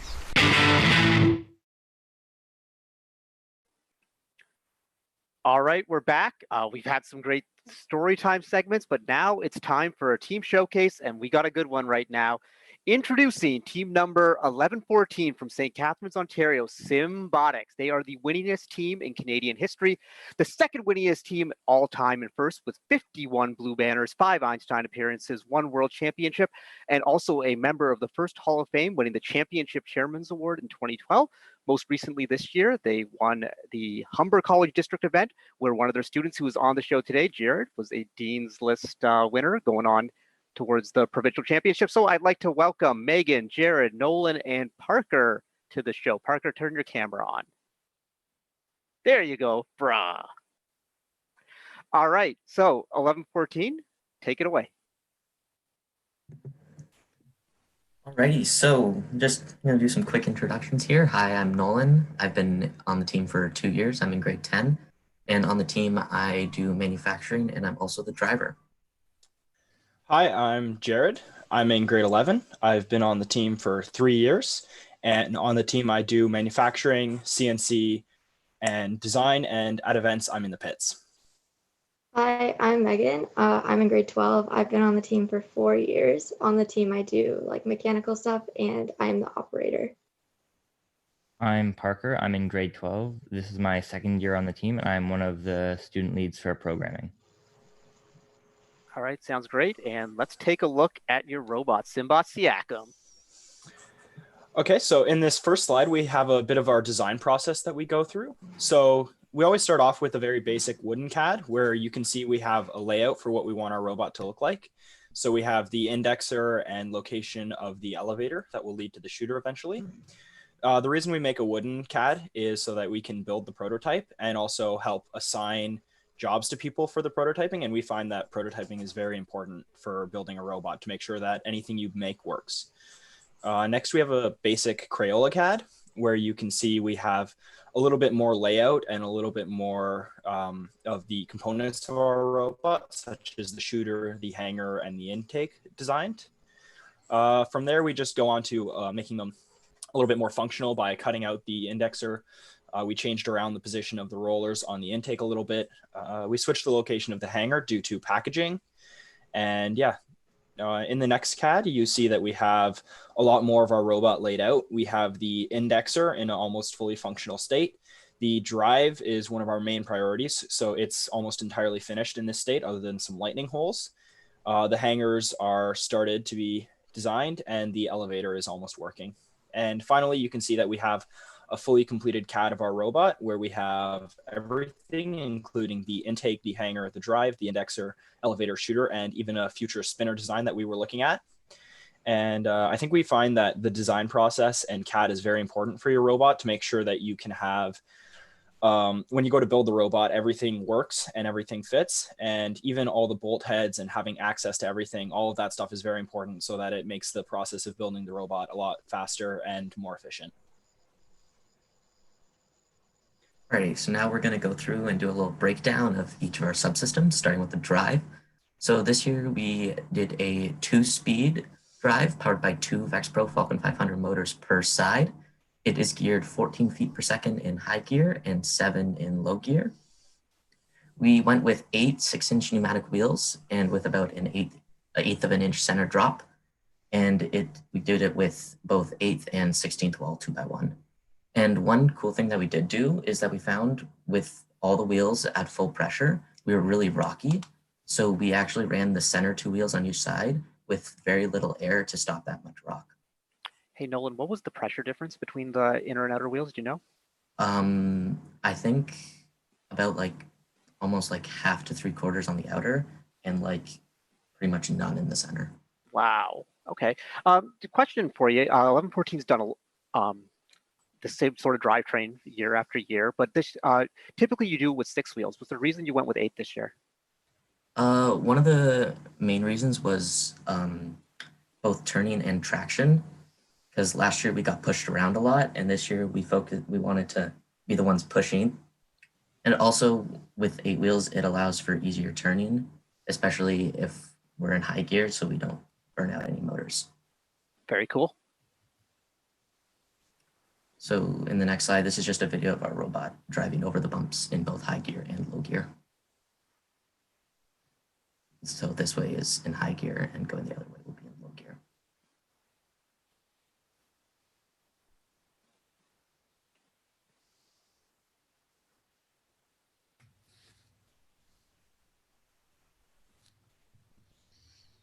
So this is what we did for our intake this year. Right now we have 3 1¼ inch diameter Versa rollers from VexPro, and we covered these in surgical tubing to help have more traction on the balls. The top roller is actually spring loaded in order to avoid clearance issues with our indexer currently. And that works using elastic bands tied to the front of the intake and a solid rope tied into the indexer. We used a 775 Pro geared 6-to-1 on the intake rollers. Initially, we were looking at using a Falcon, but we found that the lower speed of the Falcon and the bigger size of it wasn't what was necessary in this situation as it was catching on balls. So the 775 Pro was the option we went with. And the intake actuates in and out of the frame using pneumatic cylinders that are attached to the back of the intake and mount from the center of the drive base. Is there a reason you went with Lexan for those side plates? So the reason we went with Lexan, one is because weight, we were at 124, I believe, this year, or right under the weight limit. And also Lexan allows for more flex in the roller. So if our intake does get hit around in those Lexan spots, it allows for a little bit of compliance, whereas aluminum would crack and bend. In the next slide, you can see a video of us testing our initial intake. Originally, we had 2 rollers, but we found that we needed to add a 3rd roller to help funnel the balls more into the indexer. And we also had Mecanum wheels to start off with the intake, but found that overall weight issues and just basically weight issues with the Mecanum wheels. So we just went with just Versa roller. In this video, you can see how the intake works with the elastic bands and the rope. So as the intake is lifted up, the elastic bands pull the top roller forward, and as it actuates out, the rope holds it back. And this allows us to adjust the position of the top roller, which we find is very helpful. We also ended up cutting off some of the rubber on the Versa rollers, as we found even just the basic metal Versa roller was more than enough to grab the balls, and it also was for weight saving reasons. How much weight did you save by cutting that surgical tubing off? You would think that surgical wouldn't be that much, but yeah, because it was a higher diameter of rubber, I forget exactly how much we cut off, but I think we saved off 0.2 of a pound, 0.1 of a pound, but it was very tight.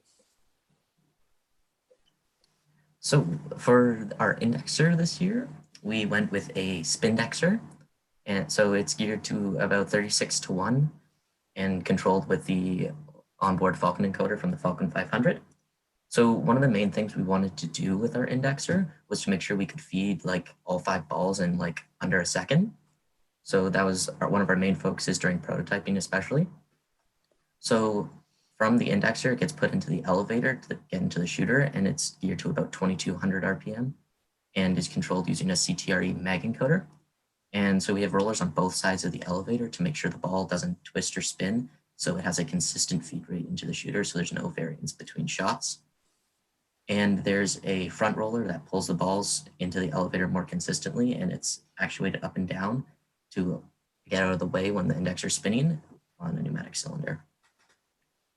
And some things that we wanted to do, we had some planned improvements.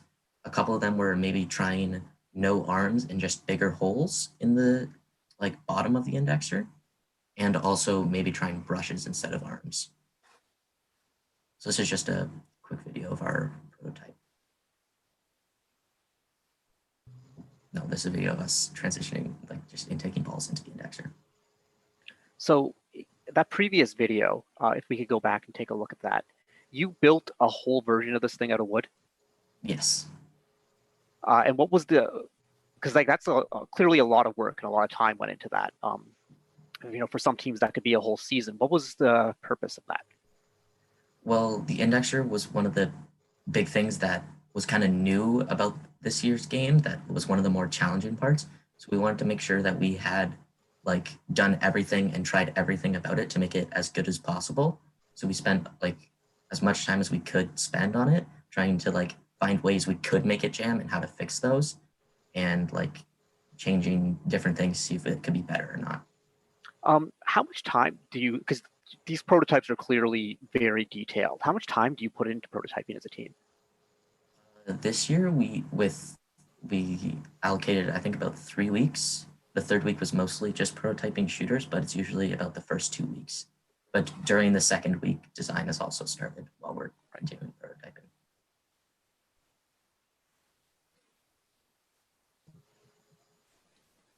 All right, let's see what's next.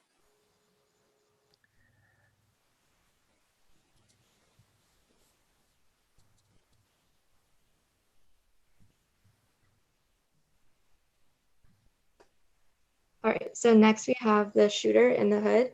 So for our shooter wheel, we used a 4-inch Fairlane wheel powered by 4 7.7 Pro motors that are geared 1.5 to 1. And then we also have a 2-pound 4-inch steel flywheel geared 1 to 1. For the turret, it is powered by a bag motor through a 10 to 1 Versaplanetary and a 10 to 1 machined nylon pulley. And then for the hood, it's powered by a servo, and it's adjustable from 15 to 60 degrees from the horizontal through 3D printed gear. And then we also have about 3 inches of compression on from the hood to the shooter wheel. We found through prototyping that that would be optimal for shooting the balls. So your shooter looks different than most of the shooters we've seen this season and most of the shooters that we've seen on First Canada Live.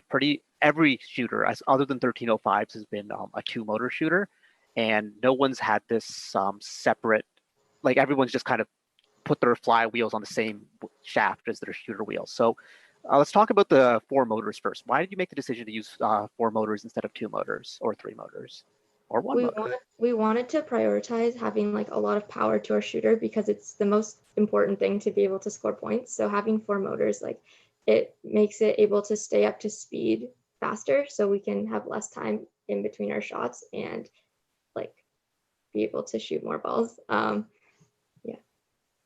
And then what about the separate steel flywheel? So we found through prototyping that like inertia was a really big factor in keeping the shooter shooting fast. So we needed to have the flywheel be spinning really fast in order to keep the inertia up. So that way we could shoot a lot of balls. Fancy. And then this video is of our prototype. So this prototype is pretty much like a full wooden robot. It's pretty much exactly what a robot looks like, just in wood form.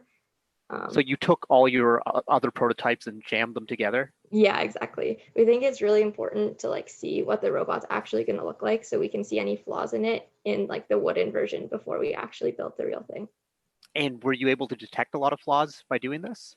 Yeah, for sure. We went through a lot of shooter prototypes to see what would be the best one, and also a few indexer prototypes as well. And then through this, we can see like hood angles that we would need to be able to do the triangle shot as well as the far shot, and it helps a lot.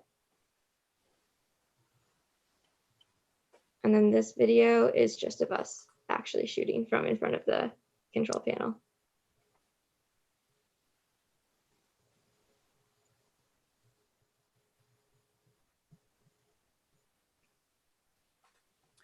So this is the hanger design that we decided to go with this year.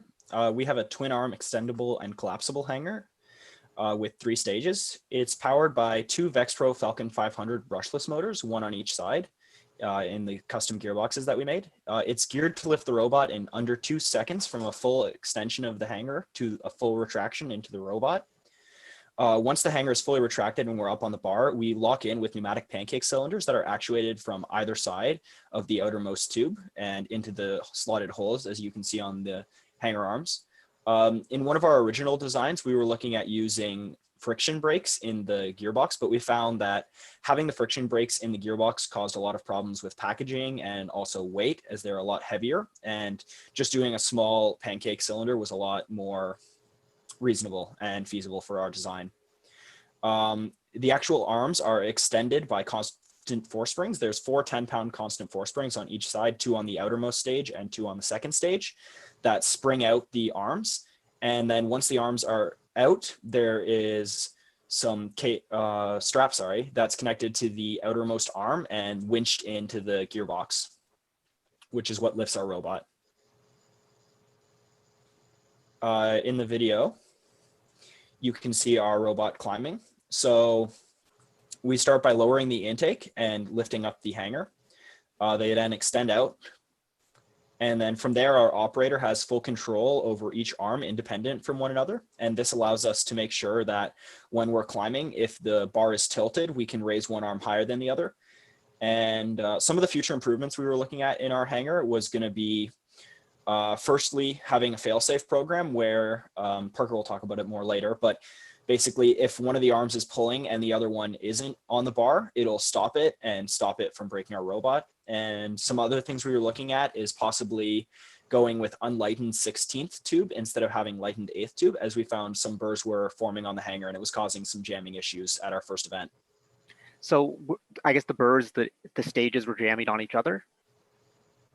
Yeah, so there's bearings on the end of each stage. And what was happening is where the lightning holes are is right where the bearings roll over. So the bearings would sometimes get caught into the lightning holes. And also any metal that formed on those spots was just another spot for it to jam. And sometimes the constant force springs wasn't enough force to get over that jam. So in terms of programming, we implemented many features to make the robot as effective and as easy to control as possible.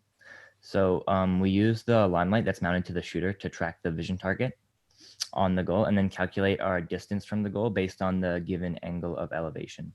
And like this specifically, the way we do this is by sort of like making a right angle triangle with our limelight, the vision target, and our horizontal distance to the goal.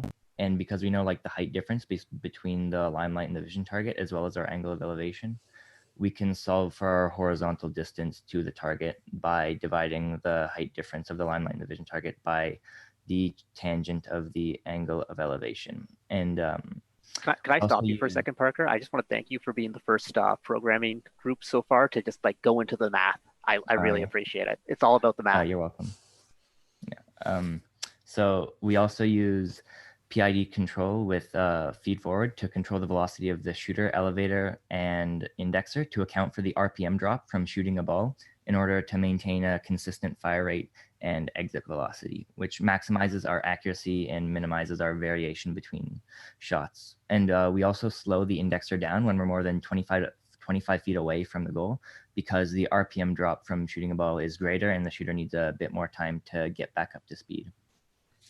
So during auto, we do real-time odometry by using our gyro angle and our velocity given by our driving coders to determine our XY location on the field so that we can accurately drive to any position on the field that we want to by just specifying our target X location, our target Y location, our target like ending angle, and how quickly we want to actually turn to that angle and how fast we want to drive to the point. our target hood angle and our shooter RPM are calculated real time during the match and are based off the distance from the vision target.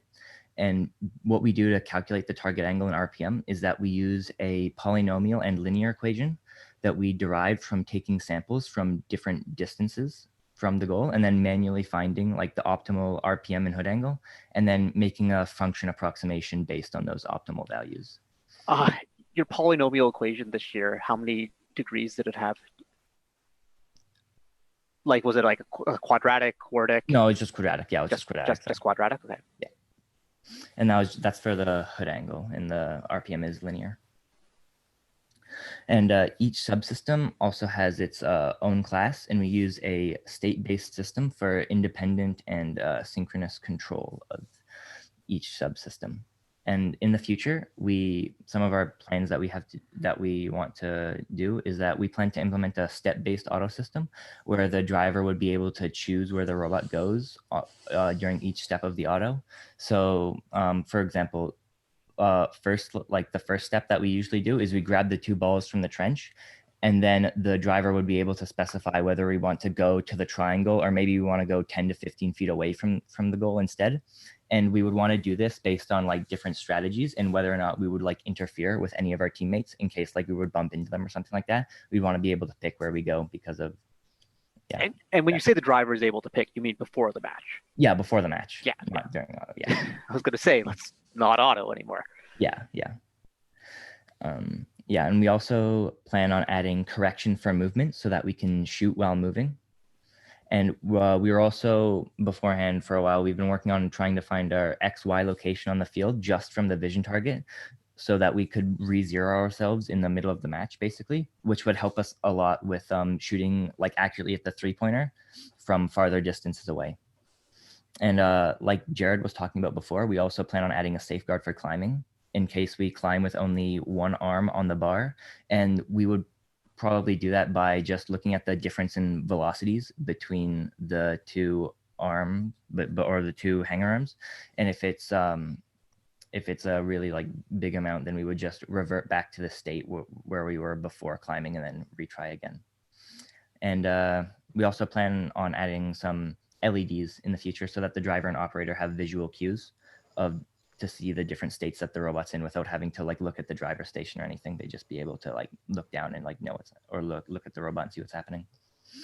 And here is a video of our auto where we pick up the 2 power cells from the trench and then drive to the triangle and then shoot them before moving to pick up and shoot the 2 power cells from the bump. So this year, and then especially last year, 1114 consistently takes these really long paths in auto that somehow stay so accurate. Is there anything special that you're doing, or is it just that you're just really efficient with tuning your loops, or? I'd probably say it's just like the odometry that we do with like just choosing getting our XY location basically, and then just like specifying each point on the field individually is as I think what makes us stay accurate like a lot of the time. And yeah, it's pretty good.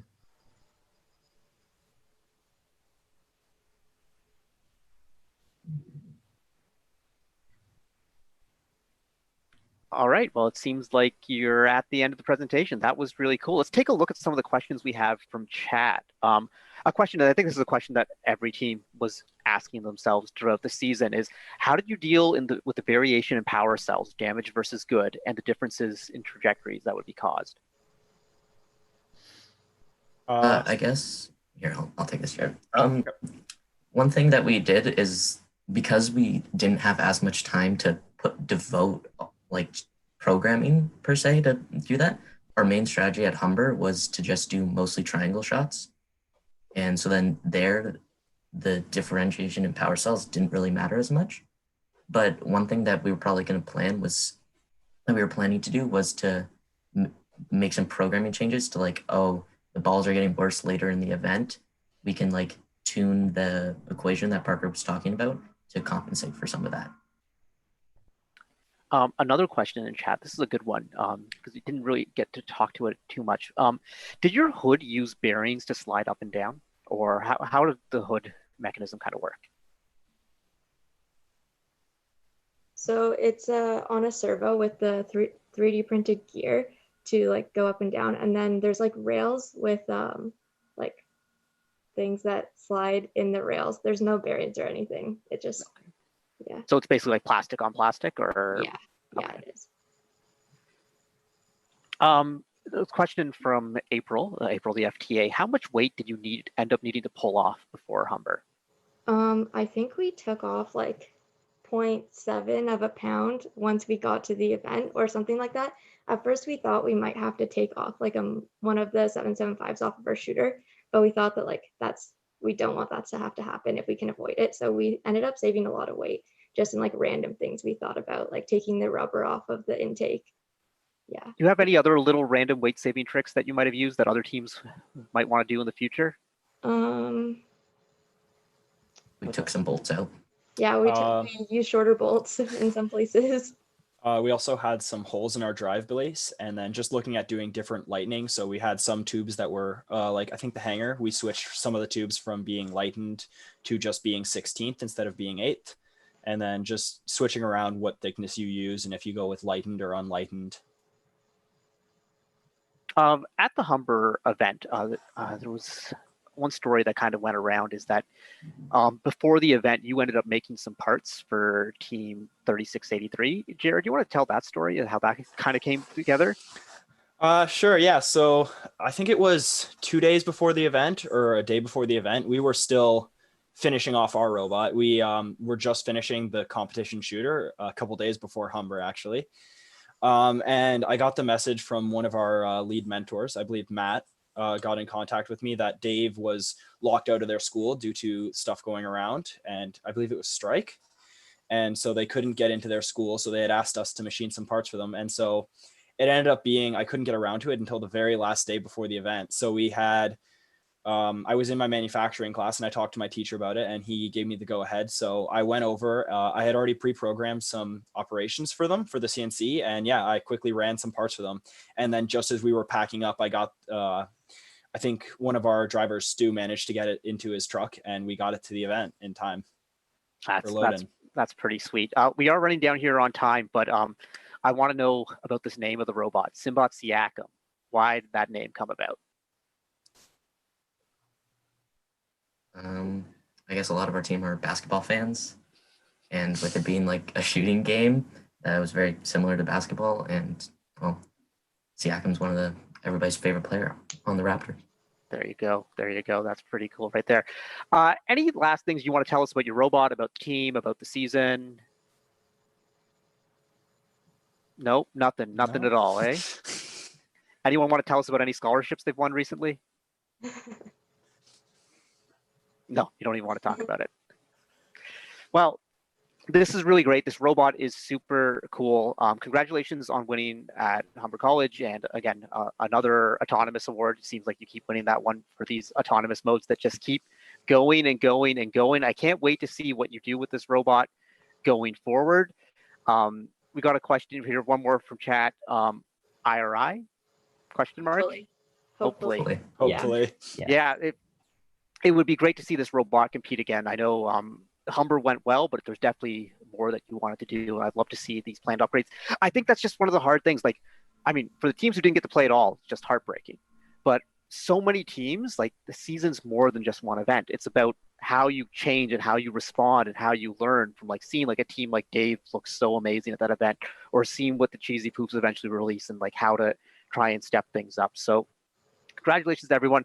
Congratulations to Jared on Dean's List, and good luck as the interview process and everything goes on. Congratulations to anyone who's won scholarships that they're too shy to talk about. And this has been really great. Aaryn, do you have any words for 1114? Well, I just want to say like the robot is crazy. I'm super sad that I can't see it compete at events. Yeah, it's just, I love you guys' robot. I was like looking at the presentation, I'm like, wow, that's like one of the sickest robots I've ever seen. And like the intake for it, like the indexer, that was cool. And the shooter, everything about it, it's just, Yep. That's it. Fabulous. Well, thank you to Team 1114 for being on the show today. We always love having Canada's Hall of Fame team repping First Canada live, and we can't wait to see what you come up with next. Enjoy the rest of your break and your online classes. Do your homework. Thank you. Thank you. All right, that is kind of the end of the show. Aaryn, what did you think of this all? I liked hearing the stories from I guess all the people from First.